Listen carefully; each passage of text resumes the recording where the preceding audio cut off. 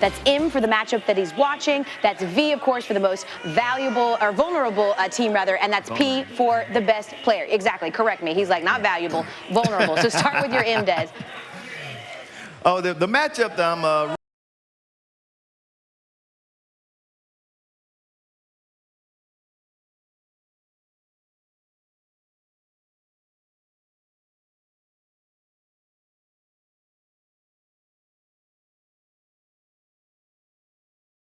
Plus at Bieber Stadium are going to watch the best of the Big Ten battle to keep their playoff hopes alive. And as College Game Day's Maria Taylor learned, you can call this game must-see TV, maybe even the other border war, but certainly do not call it a rivalry. He's right. That energy just sort of escalated, and as Pat said, a slow boil. The hope in Cleveland that they haven't had in quite some time. Listen, when I met Baker Mayfield at the Combine, he walked right past me to go do his shoot for the draft, and he came with this little swagger. I'm telling you, you felt that right away. It was so instant. You've seen him dance. Oh, my goodness. And he came, you know, it was a shoulder lean and everything. And I'm like,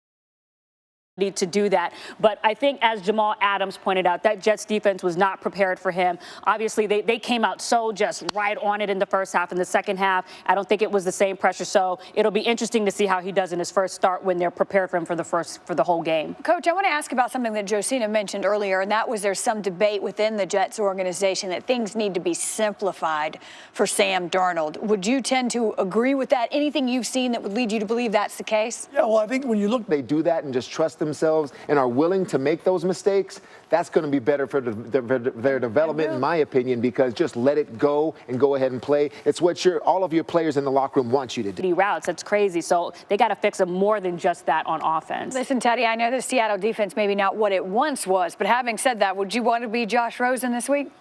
You've really got, well, yeah, I'll take the challenge. Yeah. Coach Belichick used to tell us about good backs. Any back can get it and get to the hole. The great ones, once they get there, the first one never gets them. The first tackler never gets them. And that's what I've been so impressed about Saquon is it seems like it takes more than one to bring him down. It's the exception and not the rule. That, too, is good news for the Giants. We talked about Baker Mayfield, the #1 overall pick, who'll make the start for Cleveland this week. He'll face the Raiders. So you know John Gruden was asked about that. Here he is. New York Giants. The Giants have cracked the 30-point threshold just twice. And you know what? The Giants lost both of those games. Tomorrow, the Giants face a team that's cracked the 40-point threshold in 2 of their first 3 games this season. Saints, Giants, Sunday from New York, but it's actually New Jersey. Allen and Josh Rosen were among the first to hear their names called on draft day. Tomorrow, all 4 are slated to start. Now, that is something that hasn't happened this early in a season since week 1 of the 2012 season. That's when Andrew Luck, RG3, Ryan Tannehill, and Brandon Weeden all got the call to start. Here's Steve Young on expectations for this latest batch of first-round rookie QBs. Julian Edelman will make his debut in the game tonight. Yes, what does he actually bring to that offense? Well, he opens up the middle of the field, Briscoe, in a way that few others can for Tom Brady. The relationship and the chemistry is obvious. I mean, here because of the option routes right there. Wait, what is it that Captain Andrew says about squirrel oil? You tell me. For his musket? Squirrel oil. Adam Schefter did tell us earlier today that Edelman spent his time training at the Celtics facility. The Patriots have scored 30-plus points in 8 straight games against the Colts. That does include the playoffs. They play 2 nights.